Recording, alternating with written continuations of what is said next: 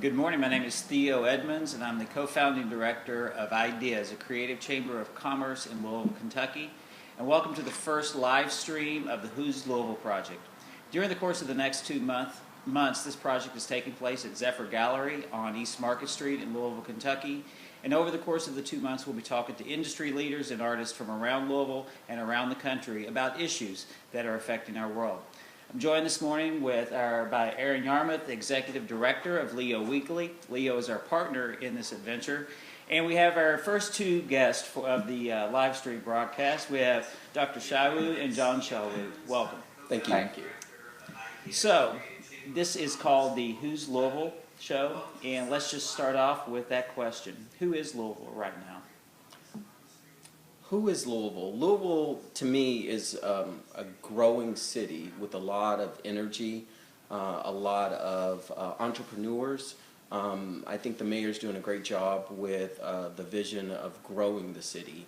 And so I think Louisville has the potential to be a metroplex. Just very exciting, a lot of energy. So, yeah. That's great. How about you, Dr. Woo? I think all of us are Louisville in the final analysis. It takes a community to build a great city. So all of us who are participating in making Louisville better, we are Louisville. That's a great answer. What do you see as some of Louisville's biggest challenges to growth right now? I think, like I said, Louisville has a lot of energy. I think that hindrance to change is a big challenge. But I think that once we can overcome that, we'll see a lot of development, a lot of exciting things that go on here. Is there a particular area that you see that hindrance in more than others? Well, I think in regards to revitalization and the landscape of the actual city, I think that Louisville has an opportunity to really be a beautiful city. For example, recently they announced the plans for the Yarmuth Hotel, which would be a great landscape for the city. And so I think we're heading in that direction. So, and actually, you should see their talking about beautifying the neighborhoods. They're in Old Louisville, which is a really neat part of town, and they do their part to brighten up the street. That's right. Yeah. All of us should do a part, I guess. Huh? Oh yeah. So, what have you seen or heard about in world events in the last couple of months that you think Louisville could learn some lessons from? Two things come to mind. One, of course, is the oil price, the drop. And a lot of us are happy about it, but they also point out that economy needs to be diversified. Obviously, for consumer, we generally gain, but if we look at oil companies, states that are heavy on fracking of oil, of course, look at the oil exporting countries, that's a big hit. So if you depend on only one thing in your economy, it's never going to be long lasting. The other thing, I guess, is, you can't help if you turn on TV's ISIS. It just goes to show that extremism really is harmful to humankind. It doesn't matter what ideology that is the excuse for the extremism. It is not good in the long run.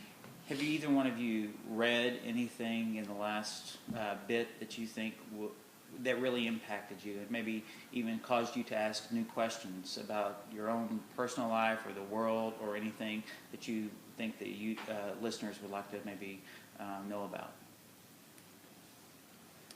Well, since I'm a doctor, so I'm going to look at the health issue. I mean, the one of the biggest news nowadays is the measles outbreak. It points out to me that, there are sufficient false signs in immunization. And the struggle is a much bigger one. It is really a individual, maybe right or selfishness versus the greater good. It's also probably a struggle between a moral issue and a legal issue. And legally, yeah, you have all the right to not have any immunization. But morally, infectious disease that can be prevented, it's not only you that could be infected, you can infect others. I mean, look at Ebola, for example. If we had a vaccine for Ebola and suddenly Ebola appears in this country in great quantities, you say, I'm not going to get immunized for it. And if you got it, number one, you have a high chance of dying. You cost a lot of healthcare dollars to try to save you, and you can infect others who might die from it. So it is, I mean, look at smallpox. Smallpox is a very deadly disease. It's eradicated from the world largely, or in fact essentially, by mandatory vaccination. So while measles may not be quite such a big deal because it's not highly deadly, but nonetheless, I think we should all examine what is good not only for us alone or bad for us alone, but for the community at large, for everybody else. I'd like to stay in healthcare for a bit since you brought it up, because both of you are engaged in very different ways in helping Louisville to live healthier lives and to age well in place. And this particular week, one of the questions that we're exploring is that how does one age well in place? If you look at the statistics, if the demographics of Louisville continue at their present rate, over 50% of our population here in the city will be age 65 or older by the year 2040.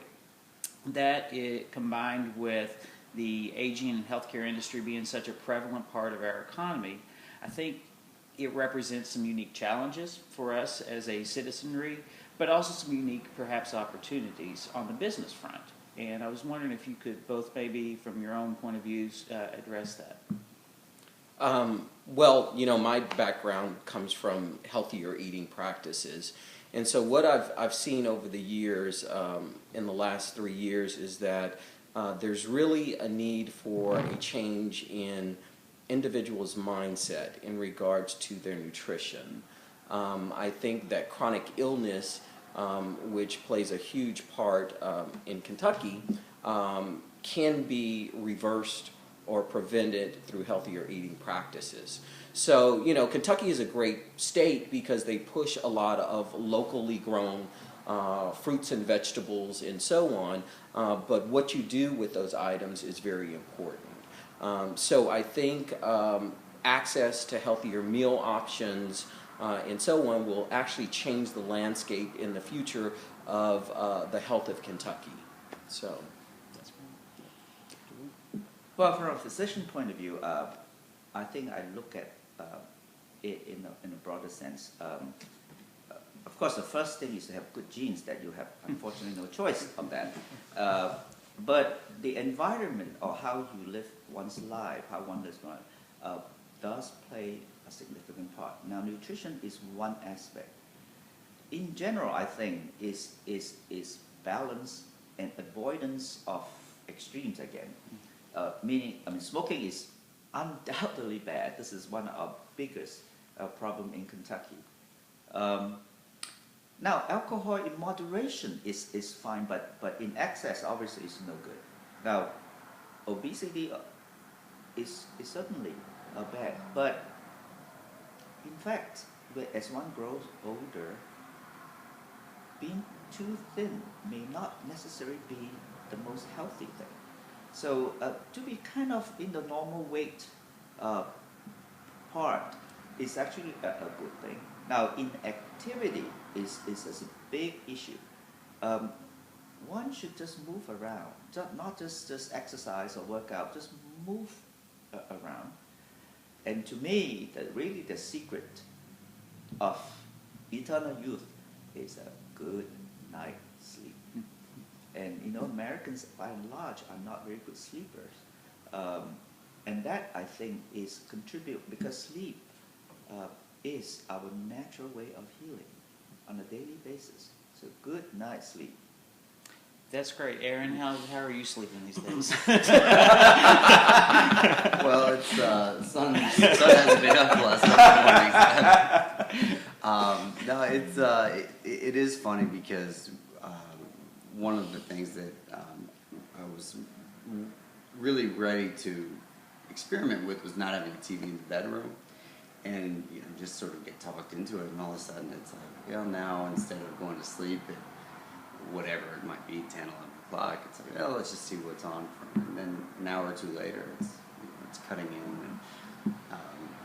and it is an unnecessary, just sort of giving you into bad habits. But I will say that the one thing that is pretty fascinating to me, and this is probably coming as technology just speeds up, are these the access to information that you otherwise wouldn't have had. And that Christmas present that I've got was this Fitbit of sorts. That's right. Yeah. And, you talk about not realizing how lazy you've been. It's a constant reminder, and I think those things really are those reminders are good for creating better habits. And now I don't know how that's going to get the TV out of my bedroom, but it's getting better. I know one thing I'm guilty of is I take the iPad to bed with me, and I do a little work or something. But I've also seen some studies that are now coming out that show that the light actually from digital media actually impacts our sleeping quite seriously. Everything we're doing is digital these days, it seems. And even in the world of art, everything is transferring to the digital format, whereas art used to be a very personal experience, one-on-one. A recent study has come out that showed that if you were born after the year 1989, that 99% of the art that you will see in your life is going to be in the digital format. Mm-hmm. That is a really radical shift. Mm-hmm. And so that brings us to the next part of the interview. We're in a creative chamber of commerce, and yes, we're talking about business and health, but we're also talking about it from an arts-related lens. One of the things that we're exploring here is art used to be this thing that sat alongside of everything else, or it was if you think about the economy as a wedge, you had the arts and culture were an industry. Well, where we're now morphing to is arts are becoming integrated all across our economy and our way of thinking. To that end, I was wondering for each of you what you think the relationship between art and business or art and science might be now or in the future. Well, in the field of medicine, these are intertwined, especially today, constantly. And the practice of medicine is based partly on science, but science is incomplete. That is our information or analysis and guidance that tell us what currently is best. But there is the art of medicine. You have to persuade someone to do the right thing for himself or herself. So, and different individual responds to different kind of communication skill, and that is, in fact, we have always known as the art of medicine. How do you convey compassion in the process? Then, of course, today you can't get away from money, which is a business part. And medicine is a business. If you don't know how to deal with it, you may end up not being able to do anything. I mean, it is well known for hospitals and institutions, really. No margin, no mission. I mean, if you don't have the money, how are you going to provide the service and everything that you want to do? So they are intertwined. John? Yeah, I think in regards to arts and business and so on, I would say the same thing. They're all intertwined. I think that they, when they come together, it creates a experience that allows individuals to expand their horizons. I think that art challenges the mind and our ability to understand. They're all intertwined. The artist Mel Chin, this quote is maybe not exactly right, but he describes and defines art as a catalytic force that allows new options to become visible. And I think that gets to what you're talking about. In that line of thinking, we are also in a Facebook world, in the highly politicized world that we're in, of the snap judgment of things. You know, we want everything to be tidy and neat so we can make a judgment on it and move on. So thinking about this way that we're talking about now, how art is integrated across these things, and our tests are potentially an unused resource. We still want to judge art, right? How do we judge art? Can it be judged? Well, I think you have to understand it. And so I think that people should understand the language, understand what's really being said in the sound bites, and knowing what to take from that. You know, as you said, you know, we're in a world where you say one thing and it's, you know, immediately broadcasted, but they take things out of context. So in regards to art, in regards to business and all of that, I think that you really have to see what the underlying issues or topics are. For example, I guess I would say the city, you know, find out what the mayor is saying, what his vision is, and realize that everything is not an immediate gratification. It takes time for things to develop and to see that change. But the point is to start the ball rolling where eventually you get to that point. And do you think artists have a role to play in that? Oh yeah, definitely, definitely. I think that Louisville is a phenomenal city for innovation.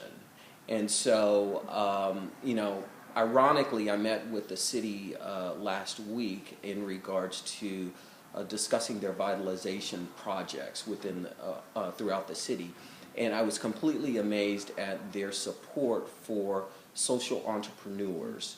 And so with that, I use the word social entrepreneurs because I think that even in business, even in arts, even creating a new concept, it's a social entrepreneurship because the end result is to for citizens to benefit from that service. And so the city is very supportive of innovation, and I think in Louisville you can definitely see that. This is a conversation that happens a lot in our circles, the social entrepreneurship. And the way that I define it, because I think definitions become important here, is that it is an endeavor that quite often is a for-profit endeavor, but it has a double bottom line, meaning that there is a social benefit that comes along with it. Getting back to your point, if you don't have money, you're not going to, at least in our Western world, you're not going to be able to execute much of anything. And so I think that social entrepreneurship of creating that double bottom line of a healthy economic profit as well as a healthy social benefit that your business is bringing to the fabric of the city and the place that supports it in which you live is something that Louisville is intentionally cultivating for itself. And I believe that sets us apart from a lot of our competitor cities.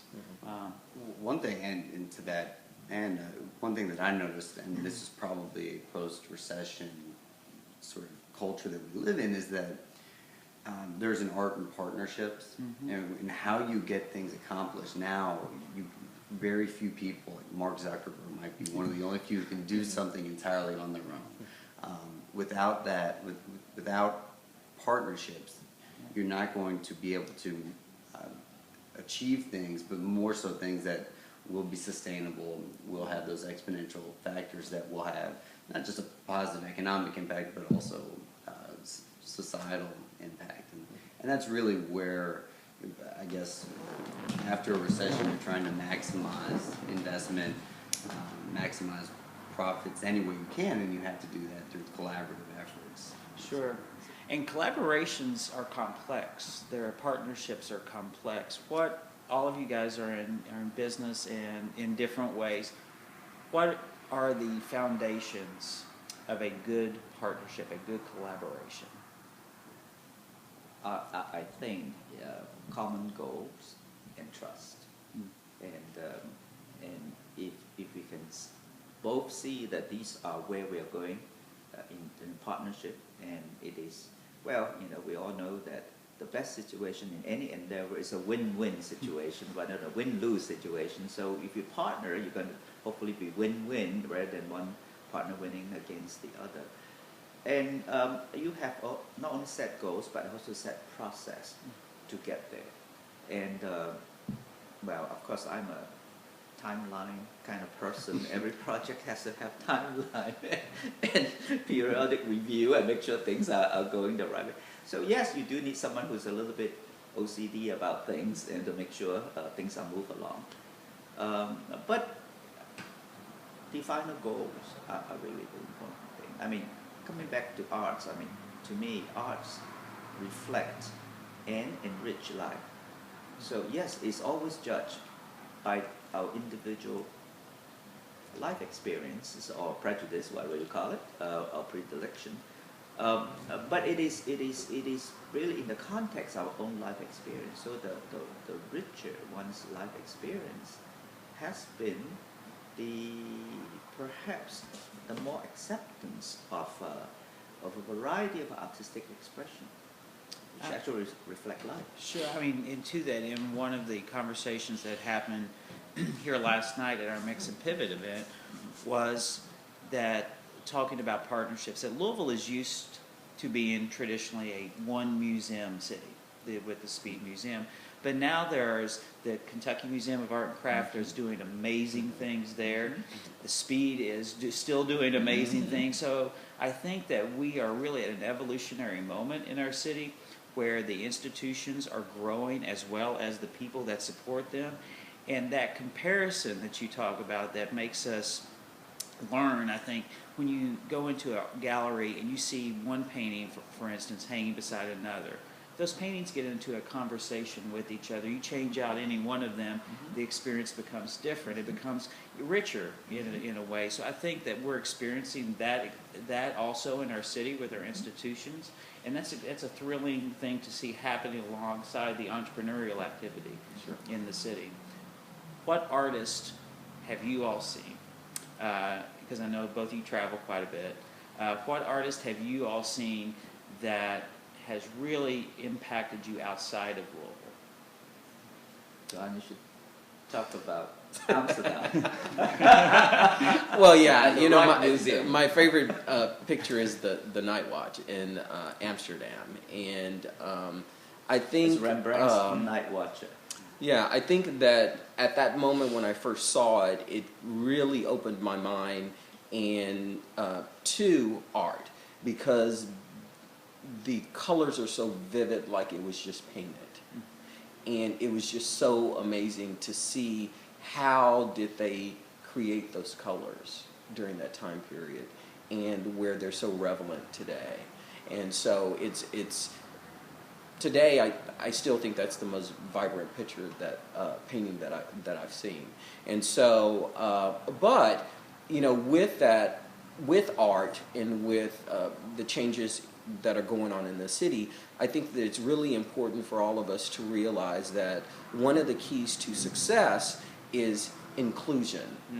And so, for example, I think that in the arts, we need to see representation of what the city is made up Absolutely. of.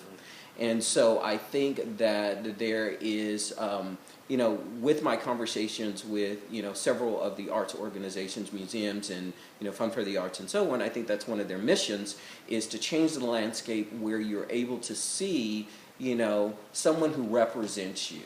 And so that way, that builds that connection with the experience of the arts. And so, but I think that citizens should take it upon themselves to put forth an effort to seek those experiences. They're available. You have free events. You have so on. But when building up programs, there has to be input from those who are in the community, so that we, as a city, know what we should have here. I agree with that 100%. I've had many rewarding arts experiences in Louisville. But for me personally, the most rewarding was last October in our art place grant that we have at Ideas. We did an event called the Smoketown Poetry Opera, where we took and worked with about 15 young African American DJs, dancers, poets, etc., over the course of a couple months to put on a work of contemporary theater is really what it turned out to be. And we staged it in the construction site in Shepherd Square at 2:100 at sunset in October. And at that event, it was a free event. There were over 300 people, black, white, gay, straight, you name it, just gathered together outside to experience this as one community.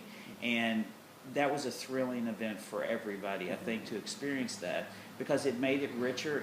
We were looking at our whole city as opposed to just a slice of it. And there's moments where it's important to dig down into just one aspect, but creating more experiences where we can all share and change and expand the narrative of Louisville to include the experiences of all Louisvillians is a really important thing. And I think arts can play a unique role in that. Sure. Aaron, what are you seeing in your work with Leo? Yeah, no, I mean, I think that, not to get too top, 30,000 feet high on what life is all about, but to me, it is all experiences, and that's one of the things that I like about Leo personally, and I'd like to think we play a small part in for the rest of the city, is exposing or whether it's yourself or others, to things that are going on in the community. And I think it's important because there are tremendous things going on that I wouldn't know about otherwise. And there have been several things already, big, small, that experiences that I'll remember that wouldn't have otherwise had not been for Leo. And that's what I think is great about this. You're going to get to hear from a number of different, really dynamic people, and it really just broadens who you are. It's just listening to what you were saying, just about the value of art in someone's life. I mean, it kind of reminded me of the Dead Poets Society line, which I butchered, but it was, no disrespect to doctors, but he said to doctors, lawyers, those are important things to sustain life, but art, music, poetry, those are what you live for. And I think that experiencing those really is what it's all about. A couple more questions, and then we'll wrap things up this morning. Who is a Louisvillian that you respect, that is maybe someone that is not on the headlines or in the papers all the time, but is doing really important work, and that other people in this city should know about? Don't say Steve. Aaron. I think everybody knows about Aaron. No, that's because I show up in bourbon. Well, I would probably say these are some of the people who are in the limelight, but I think that they're making some great changes in the city. First of all, I'd like to say, I really admire the mayor for his vision and for getting it. And, also there's Mary Gwen Wheeler and Sure. David Jones Jr., who are committed to education. You also have Kristen Boone for the arts, trying to reach out within the community. You also have Attica Scott, who's doing some amazing things. And then you have others like Madeline Abramson, who's helping women and so on. So I think that even though their names are well known and so on, I think each individual has a part to play in it. Right. And so I think that it doesn't take a lot, to create something or to make a difference in the community. It could be through volunteering. It could be through, creating some type of social program. But I think that if one puts their foot forward, they're able to really accomplish some things here. So, That's great. Dr. Woo? I think present company. You guys are all trying to do. Yes, of course. In the medical world, I mean, I probably can't name per se. You see, there are people who really put up an extra effort to help people on a daily life. Yes, most of us maybe do our job, but they are good. They are individuals who will put up extra effort for the benefit of others. And I always admire people who have a degree, not totally, but a degree of self-sacrifice for the good of others. And because these are people who make a difference. I don't want to, I may show my ignorance here and stepping over, but Shiao was instrumental in helping bring a thing called Cyberknife to Louisville, which is a tremendous cancer treatment procedure, technology that I will show my ignorance if I keep talking. It is a technology. I mean, technologies are with us, all the time. For us, there are tools. Obviously, the more tools or better tools you have, the better one is able to perform one's job. So we would just try to have people in Kentucky, not just Louisville, access to some of the best tools that could help them. Can you briefly just talk about the Cyberknife and what it does? Cyberknife is actually a robot. It is actually a German car making, Mercedes or BMW kind of robot. So it's very stable, but it's also very flexible with its arm. It has a radiation machine, which has no radiation inherent in it, but you turn the switch on, it produces radiation beams. The robot is able to move around the individual to find the right spot to shoot the radiation beam, but at the same time, there are eyes, quote unquote, in the room to track where one's tumor is. Even if you move and breathe, and a lung tumor might move, but they can track it, so that it's really like smart bomb, of Air Force. We not only know where things are and hit it right down, but we also know when you move, we're still going to hit you. Right? So that's basically it. That's wonderful. Right. And is it the only one in Kentucky? Not the only one in Kentucky. It's the only one in Louisville. There are only two in Kentucky, one here, one in Lexington. Okay, great. Last question of the day. What does Louisville need right now?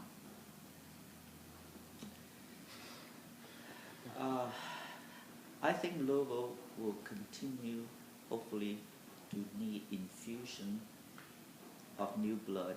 There's people with talent that will come to Louisville to enrich the city. So it's partly our job who are here to make the city attractive enough for people who really, with talent, would like to come here. I'm going to defer to Aaron and Jimmy if you'd come back to me. I was going to say Louisville needs breakfast. Next door. No, I think that just picking up on that with constant an infusion of new people, whether young, old, big cities, small towns, whatever, different backgrounds and professions, that's where great ideas come from. That's where creativity comes from. There was a book I read called Imagine, and the author got in some trouble for it. But the facts within the book were never disputed, and they talked about the critical mass needed to spur innovation. And while I don't want Louisville to turn into an enormous city, you do need that critical mass and various backgrounds and experiences to lead to innovations and creativity. Last chance. All right. Well, you know, I think that in order to The grow, healthy meal. well, I think in order to grow the city, you actually have to have diversity, inclusion, and you have to have a increased educated population. So I think that with more degrees, more graduate rates, technical school graduations, I think that people will grow into higher wage earning positions, and so what happens is then it creates that middle class that Louisville needs. And so I think that if you know, each one of us focuses on improving ourselves through whatever means, education, you know, training programs and so on, I think that would help in the growth of Louisville. I agree. These are all good things, and the good news is I think all of these things are being worked on by a lot of us around the city. Yes. So things look good, I think, for us in the future. Thank you all for being here with us this morning, and we're going to get Aaron some breakfast now. And John just wants it to be a healthy breakfast. Thank you for joining us on the Who's Louisville webcast. Tonight is the opening event of Man Bartlett's exhibition. Man has been here working for the last 2 weeks and will be here for a month total with Thrive 365, which is a mobile app for diabetes management of food scores to allow people with diabetes and prediabetes to live more fulfilling and healthy lives. So we hope you'll check Man's exhibit out tonight. Thanks again, and we'll see you next week.